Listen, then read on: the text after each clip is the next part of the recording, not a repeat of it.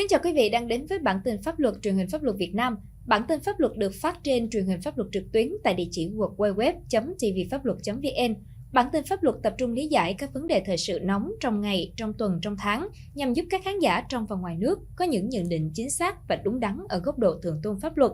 Thưa quý vị, nhiều năm qua, ông Võ Hoàng Yên được đồn thổi là người có khả năng trị được hàng loạt các bệnh nan y như bệnh câm, điếc, bại liệt, v.v. nên nhiều người đã tìm đến để điều trị. Và trên mạng xã hội cũng xuất hiện vô số các clip của ông Võ Hoàng Yên thực hành chữa bệnh bằng những động tác như là vỗ vào tai, trút lưỡi, bẻ cổ, v.v. Rồi chỉ trong giây lát, những người bệnh từ chỗ không nghe, không nói, không đi lại được, rồi bỗng chốc khỏi bệnh một cách diệu kỳ. Từ đó, hàng nghìn người ùn kéo đến những cơ sở chữa bệnh của ông Võ Hoàng Yên và có nhiều mạnh thường quân, trong đó có vợ chồng ông Dũng Lò Vôi ở Bình Dương đã quyên góp hàng tỷ đồng để ông Yên xây dựng những cơ sở khám chữa bệnh ở nhiều tỉnh thành. Và mọi chuyện chỉ vỡ lở khi chính vợ chồng ông Dũng Lò Vôi đứng lên tố cáo ông Võ Hoàng Yên lừa đảo, không có khả năng chữa bệnh thực sự. Cơ quan chức năng cũng đã đi vào cuộc và xác định ông Yên không có giấy phép hành nghề y. Tuy nhiên, ít ai biết rằng trước đây dù có rất nhiều người ngưỡng mộ với danh xưng thần y, nhưng ông Võ Hoàng Yên đã từng đến UIA để làm khảo nghiệm về khả năng đặc biệt của mình. Được biết, Liên hiệp UIA là cơ quan tập hợp được khá nhiều những chuyên gia thuộc các lĩnh vực khác nhau cùng hợp tác trên tinh thần khoa học và thiện tâm. Hội đồng khoa học UIA từ nhiều năm nay đã kết hợp với Viện Khoa học Hình sự, Bộ Công an, Trung tâm Bảo trợ Văn hóa Kỹ thuật Truyền thống đi sâu vào nghiên cứu khảo sát, trắc nghiệm một số các hiện tượng kỳ lạ đã và đang xảy ra trong tự nhiên và đời sống xã hội. Nhiều kết quả nghiên cứu của ba cơ quan này nói trên đã được các bộ, ban ngành, nhà nước đánh giá cao. Một số khả năng đặc biệt của con người được UIA tổ chức, ứng dụng phục vụ cho lợi ích cộng đồng. Có hiện tượng kỳ lạ tự nhiên được giải thích dưới góc độ của khoa học. Đồng thời cũng có hiện tượng mang màu sắc mê tín nhằm thực hiện các mục đích trục lợi bất chính cũng được UIA phanh phui.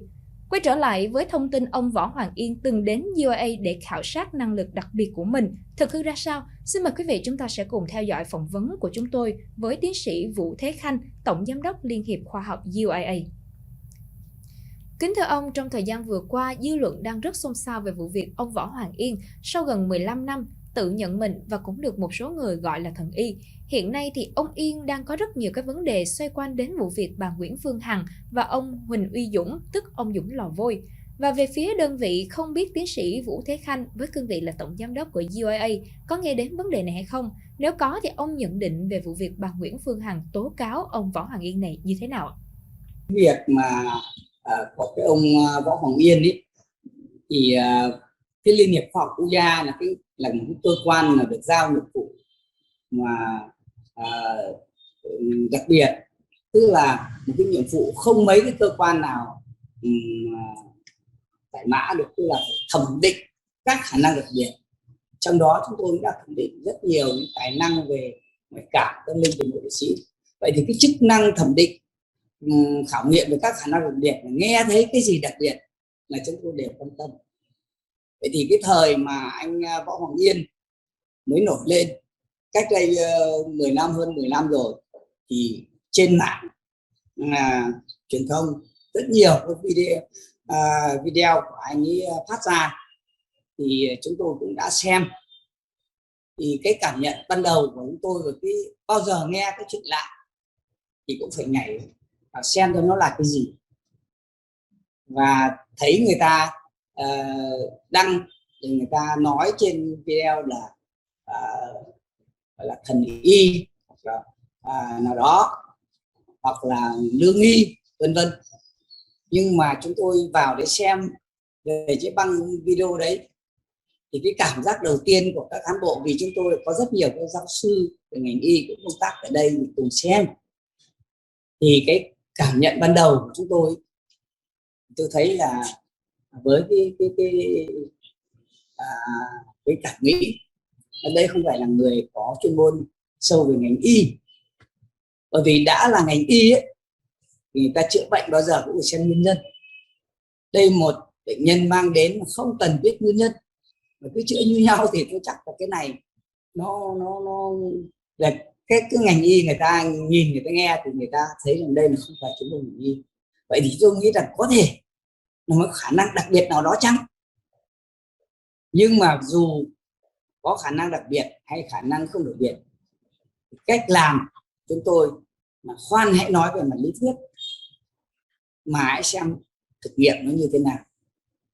Liên hiệp UIA là cơ quan đào tạo và nghiên cứu khoa học hoạt động trên tinh thần Nghị định 35 trên HDBT ngày 28 tháng 1 năm 1992 về công tác quản lý khoa học và công nghệ, thành lập theo quyết định số 388 trên TCLHH ngày 21 tháng 4 năm 1993 của Hội đồng Trung ương VUSTA và được Bộ Khoa học Công nghệ và Môi trường cấp chứng nhận đăng ký theo hoạt động số 188 trên KHCN ngày 8 tháng 11 năm 1993. Trong các chức năng của UIA, có một chức năng đó là nghiên cứu khảo nghiệm về các khả năng đặc biệt. Theo ông thì khi trường hợp của ông Võ Hoàng Yên là khiến phía UIA tự chủ động liên hệ với ông Võ Hoàng Yên hay là phía ông Võ Hoàng Yên liên hệ với UIA để xin khảo nghiệm về khả năng chữa bệnh đặc biệt của mình, ông có thể nói rõ hơn về việc này?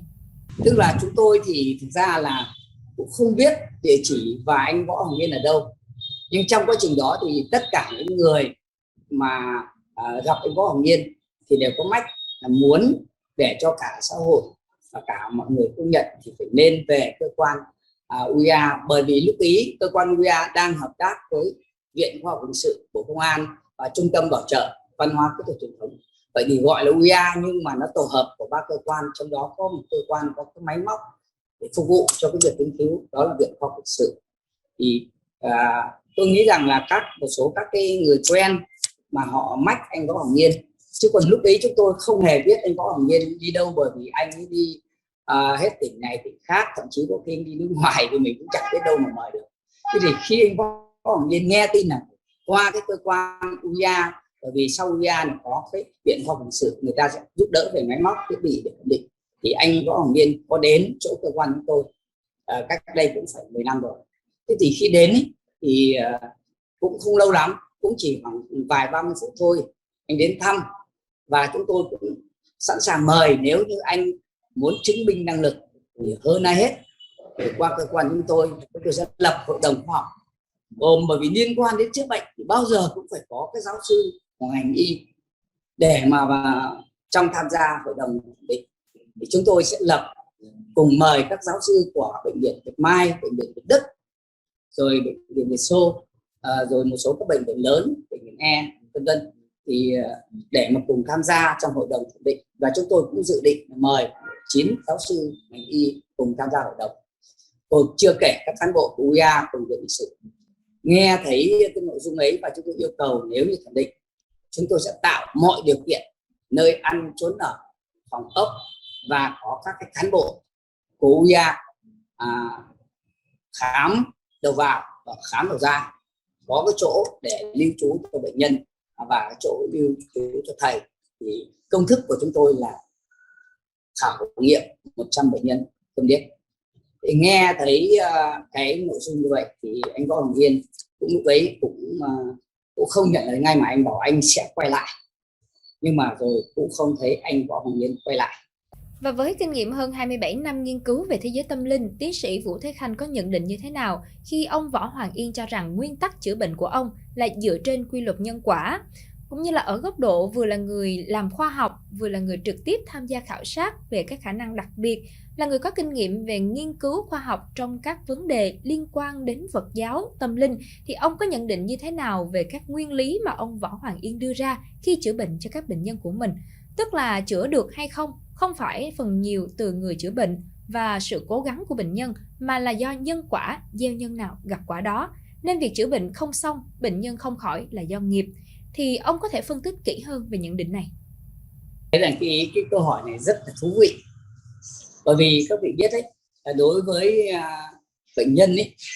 thì chúng ta phải nên hiểu rằng là có mấy loại như sau. Thứ nhất là những cái chứng bệnh gọi là cái triệu chứng do tổn thương thực thể, mà cái tổn thương thực thể thì đa phần chúng ta cần phải giải quyết bằng y học hiện đại. Y học hiện đại họ giải quyết những tổn thương thực thể rất là giỏi, thậm chí là đâu rồi thừa họ giải quyết rất là nhanh, hoặc là có thể thay một bộ phận nào trong cơ thể. Y học hiện đại họ rất là giỏi. Còn trường hợp thứ hai nữa cũng có thể giải quyết bằng y học dưỡng sinh, là cái bệnh do tâm sinh, ái ố hỉ nộ, thất tình lục dục sinh ra, thì ta phải dùng là biện pháp giải quyết bằng cái việc mà gì, chữa bằng bệnh tâm. Còn trường hợp thứ ba là trường hợp tâm linh,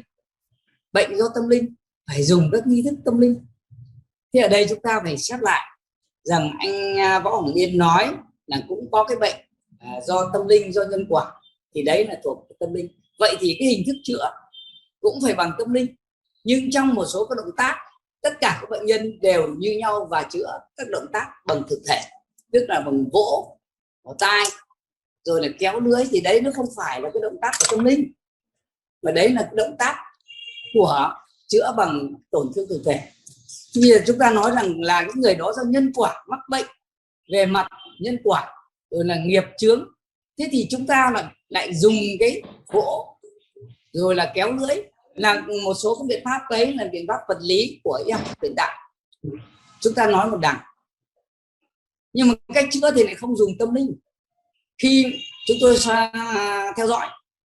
nếu như mà dùng phương pháp tâm linh do nhân quả thì hoàn toàn khác. Ví dụ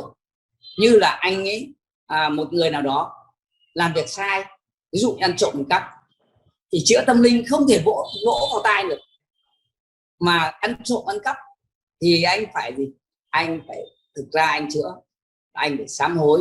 và anh làm đền trả người ta, thì đấy gọi là tâm linh. Hoặc là gia đình mồ mả có vấn đề đấy, rồi là cái phòng ngủ của anh liên quan đến phong thủy, vậy thì anh phải chữa bằng cái đấy chứ, tại sao anh nào vỗ về kéo lưỡi, thế thì không còn mang cái tính tâm linh gì nữa. Theo ông, ngoài việc ông Võ Hoàng Yên gây xôn xao vấn đề liên quan đến chuyện lừa gạt tiền của bà Nguyễn Phương Hằng, thì nó còn xuất hiện thêm vấn đề khác, như là hiện nay dư luận rất bất ngờ chuyển hướng sang vụ việc đó là ông Yên bị bà Hằng tố cáo là dùng bùa ngải tên Thiên Linh Cái. Có rất nhiều YouTuber khai thác về vấn đề này. Không biết với kinh nghiệm của ông thì ông có đánh giá thực hư như thế nào về thông tin này? Lúc đầu thì tôi nghĩ rằng anh Võ Hoàng Yên có một công năng nào đó, bởi vì về cái động tác của anh, tôi biết là anh không phải là người trong ngành y, vậy có thể anh có một cái công năng đặc biệt do một vị và thứ hai nữa là anh giải thích các bệnh do yếu tố nhân quả, tâm linh hay là nghiệp chướng, cách chữa của anh thì lại không đúng như cách giải thích. Điều thứ hai, điều thứ ba nữa là nói rằng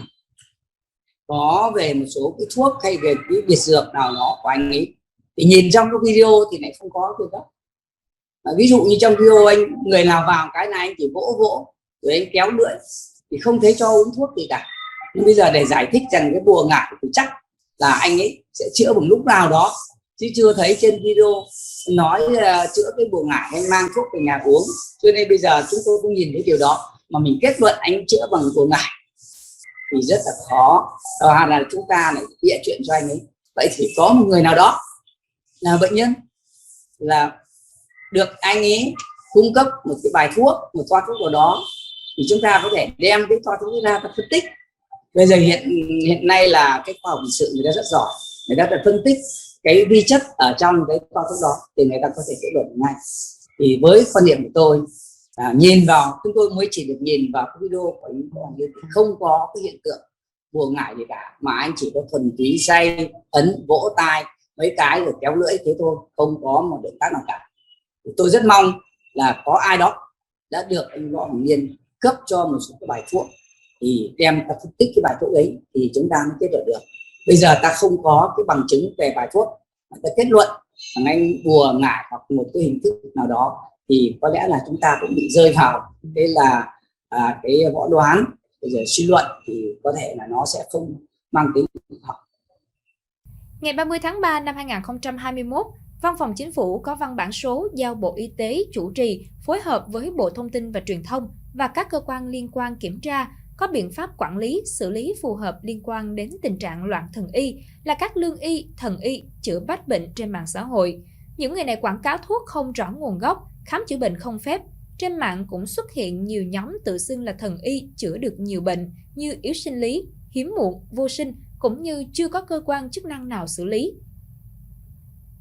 Kính thưa quý vị vừa xem xong bản tin pháp luật truyền hình pháp luật Việt Nam được phát trên truyền hình pháp luật trực tuyến tại địa chỉ www.tvphapluat.vn. Truyền hình pháp luật sẽ tiếp tục liên hệ với các bên liên quan để gửi đến quý vị và các bạn những thông tin của sự việc đang thu hút sự quan tâm của dư luận. Mọi ý kiến thắc mắc liên hệ với bản tin pháp luật truyền hình pháp luật Việt Nam vui lòng gửi về bản tin pháp luật truyền hình pháp luật Việt Nam hoặc gọi cho số điện thoại chuyên mục 090 9194 000. Ngoài ra quý vị có thể gửi thông tin về email info.truyền-hình-pháp-luật@gmail.com. Đồng thời, quý khán giả có thể liên hệ trực tiếp đến tổ tư vấn luật, bản tin pháp luật, truyền hình pháp luật Việt Nam tất cả các ngày trong tuần, từ thứ Hai đến thứ Sáu trong giờ hành chính.